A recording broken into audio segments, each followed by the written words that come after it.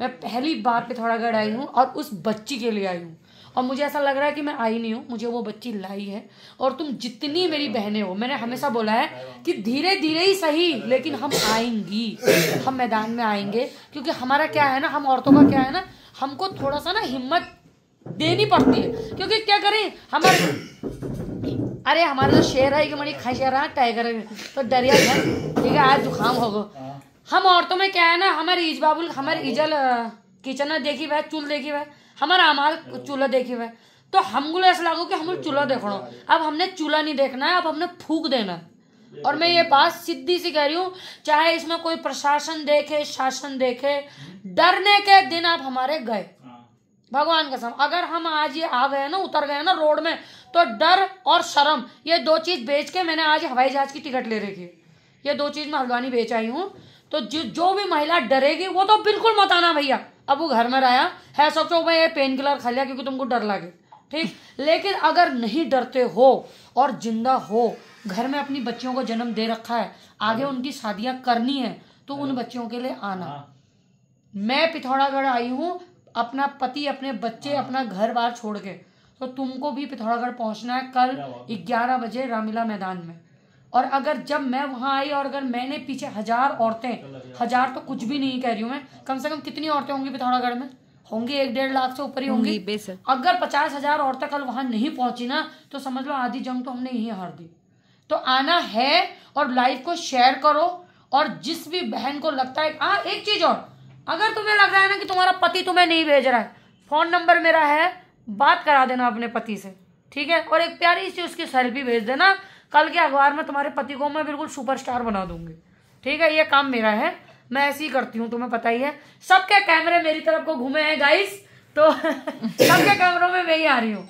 तो कल सुबह 11 बजे रामलीला मैदान में मैं लाइव इसलिए आई हूँ क्योंकि आधे से ज्यादा मुझे पिथौरागढ़ की बहनें देखती हैं। अगर पिथौरागढ़ से बाहर के भी हो, जैसे लोकल के क्या लोग क्या क्या है यहाँ पे, कौन कौन से पिथौरागढ़ से थोड़ा इधर उधर क्या, अगर मैं प्रॉपर पिथौरागढ़ नहीं लाया गाँव, हाँ वही अगल बगल सब गई भैया, वड्डा बड़कटिया जाजर देवल। अरे नाम लो मणि, तुम लोग पटर पटर को, अरे सब जन आया हो महाराज भले। 6 पट्टी शोर जेला चू होर सब पहुंचना वो पिथौरागढ़। भैया मैं कुछ नहीं जानती हूँ, मैं अगर पिथौरागढ़, बहुत कहते ना हम पिथौरागढ़िया सबसे बढ़िया, अब हो बढ़िया तो कल पहुंचो वहां। तब मैं यहाँ से जब जाऊं तो मुझे, मेरे अंदर इतनी हिम्मत और ताकत होनी चाहिए कि जो 2 तारीख को जो मैं हल्द्वानी में रैली कर रही हूँ अष्टमी के दिन, इतनी मुझे ताकत मिलनी चाहिए कि मुझे लगे कि हाँ मेरे पीछे पूरा पिथौरागढ़ खड़ा है, ठीक है। अगर मैं एक औरत जात हो गई, इन सरकार है और इन सरकार के चमचों से नहीं डर रही हूँ, तो तुम काहे का डर रहे हो? मुझे समझ में नहीं आ रहा है। किसके बाप का खा रहे हो ऐसा? GST तुम भर रहे हो, हैं? ये ऐसे ऐसे ऐसे ऐसे फूल बेच के कुछ नहीं होगा। कल पहुंच जाना अगर पिथौरागढ़ी हो तो, वरना फिर मैंने सबसे पहले यहाँ से आके पिथौरागढ़ी वालों को ही टैग करना है। मैं सबसे पिथौरागढ़ी वालों को ही टैग करूंगी। और ये देखे आप, टाइगर जिंदा है पिथौरागढ़ में। हाई कर दे भाई, हेलो कर दे। देखो ये देखिए हमारा आमने सामने, उनका कैमरा हमें देख रहा है, हमारा कैमरा उन्हें देख रहा है, ऐसा भी होता है यहाँ। तो पिथौरागढ़ आई, बहुत अच्छा लगा। सबसे पहले तो उसके माँ बाप से मिले। आप लोग सोच भी नहीं सकते हो कि वो किस दर्द से गुजर रहे हैं, सच में कोई नहीं सोच सकता।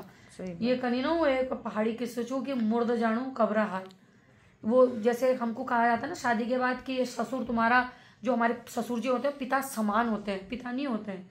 तो वही हाल है, हम उनका दर्द समझने की कोशिश कर रहे हैं लेकिन समझ नहीं पा रहे हैं। उनकी आत्मा कांप रही है। मैं जब उनकी धेली में मैंने पाँव रखा ना, मैं सोच के यही आई थी कि मैं उनके घर में रुकूंगी, लेकिन मैं नहीं रुक पाई। पता नहीं क्यों मुझे घुटन सी हो रही है वहाँ। तो आप लोगों ने आना है, अगर पक्का आना है, उस माँ के लिए आना है जो माँ 9 महीने 9 साल 11 साल से खून के आंसू रो रही है। उनके ना आँख का आंसू भी सूख चुका है। पता नहीं क्यों उनके आँख के आंसू सूख चुके हैं, खत्म। मुझे ऐसा लगता है कि वो एक होता है ना जहाँ कहीं कि वो औरत जब अंदर से ज्यादा टूट जाती है ना, खत्म हो जाती है। वो तो ये तुम्हारे इसमें कितने लोग जुड़े हैं? मैं वीडियो बना रही हूँ। अच्छा वीडियो बना रहे हो। 530 लोग मेरे लाइव में अभी जुड़े हैं। तुम जहां से भी जुड़े हो, तुम एक चीज और, अगर कोई भाई विदेश में रह रहा है लेकिन उसकी लुगाई यही पिथौरागढ़ में है, तो अपनी लुगाई को बोल देना भाई कि दीदी आ रखी है, तू भो मकान में तब ताव लगे हुए जय करे, ठीक है। बहुत भाई कहते थे इसमें दीदी मैं पिथौरागढ़ बचूँ, दीदी मैं पिथौरागढ़ बचूँ। तो भाई अपनी बीवी को भेज देना कल, बच्चों को, बीवियों को, सबको भेजो। मैं वहां से आई हूँ, सबको भेजो, ठीक है। दूसरी बात क्या करनी थी भाई, यही था भाई, और क्या नहीं है। मैं लाइव को शेयर करो, लाइव को शेयर करो, और आना ही आना है। और किसी भी बहन को कुछ नहीं होगा, ये मैं तुम लोगों को कह रही हूँ। अगर एक नाखून भी लग गया ना तो मैं उस भीड़ में, मैं ना उधेड़ दूंगी, मैं अपनी बाप की लड़की। तुम आना बस, एक नाखून नहीं लगने दूंगी किसी को भी। ऐजा बोला ऐजा। तो आइए आप लोग सब, दीदी हम भी रुक आएंगे, पक्का पक्का आएंगे। आएंगे नहीं, अपने साथ लाएंगे, सबको लाओ, बूढ़े बाड़े जो लानी, भीड़ लेके आओ बस। हमें पुष्कर सिंह धामी जी को ये बताना है कि ये हम तुमसे इंसाफ मांग नहीं रहे हैं, हमें इंसाफ चाहिए। अब वो मांगने का टाइम गया, हमने मांग लिया 11 साल से, अब हमें मांगना नहीं है, हमको छीनना है। अब हमको इंसाफ चाहिए। एक सवाल हमारा उसके लिए भी है कि क्यों हमारी उत्तराखंड में, क्या हमारे उत्तराखंड में इतना पढ़ा लिखा वकील नहीं है कि वो वकील को, बाहर के वकील, और क्या सुप्रीम कोर्ट की इतनी कोई वो नहीं थी, हाई कोर्ट से, वो अभी सुप्रीम कोर्ट से भी रिहा हुआ है ना, तो क्या हाई कोर्ट की कोई वैल्यू नहीं है? तो सबसे पहले तो हाई कोर्ट का हटाओ भैया, जब उसकी कोई वैल्यू नहीं है।